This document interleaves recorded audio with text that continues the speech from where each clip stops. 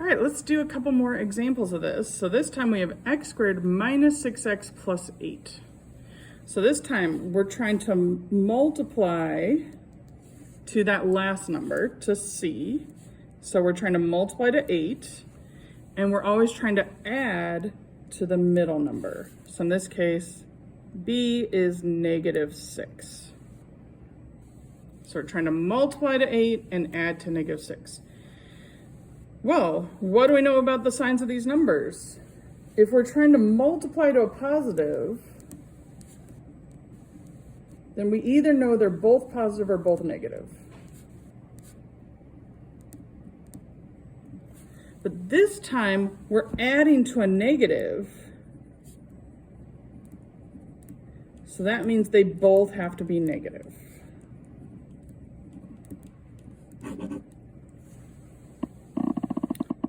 Right? So the only way to multiply to a positive and add to a negative is that they're both negative numbers. All right, so we're trying to multiply to 8. So let's make a table or a tree or whatever we want to call it for everything that multiplies to 8. 1 and 8, 2 and 4, and I think that's it. So now we got to figure out, well, how do we add to negative 6? Well, to add to negative 6, we need to make these both negative.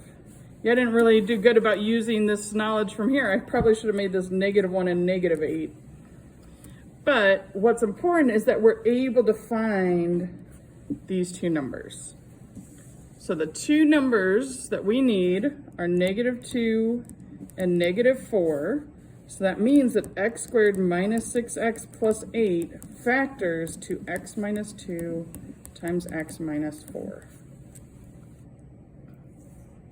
Hopefully that's, making some sense. Let's try one more with this sort of structured questions.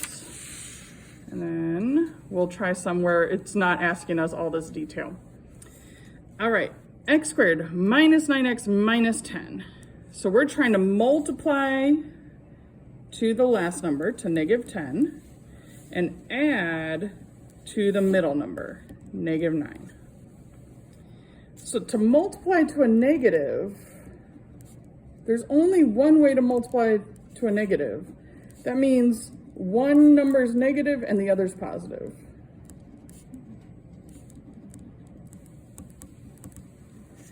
That they're different signs.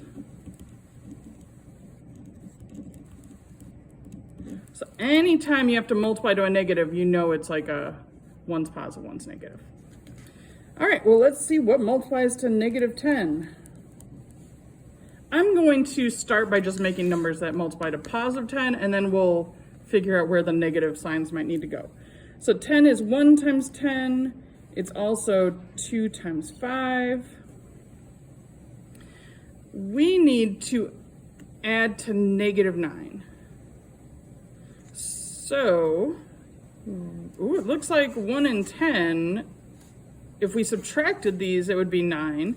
And that's really what it is. So if I made the 1 negative and the 10 positive, that would add to +9. So I need to do the opposite where the 10 is negative. This adds to -9. Do we see how that is different?